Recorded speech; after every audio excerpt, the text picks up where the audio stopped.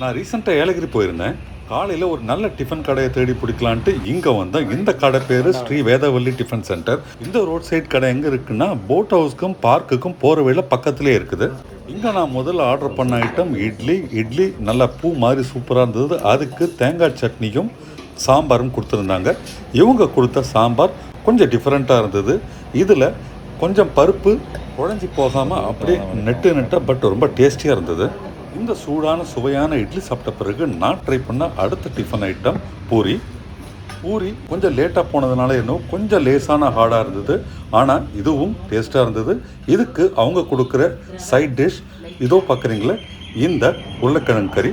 சுவையான இந்த டிஃபன் ஐட்டங்களை சாப்பிட்ட பிறகு நம்ம ஒரு டீ குடிக்கலான்னு வந்த இடம் தான் பக்கத்திலே இருந்த ஆவின் பால் பூத். இங்கே 10 ரூபாய்க்கு சுட சுட சூப்பரான டீ தராங்க. நீங்கள் ஏலகிரி போகிறீங்கன்னா இங்கே டிஃபன் வாங்கி சாப்பிடுவோம், டீ குடிக்கவும் மறக்காதீங்க.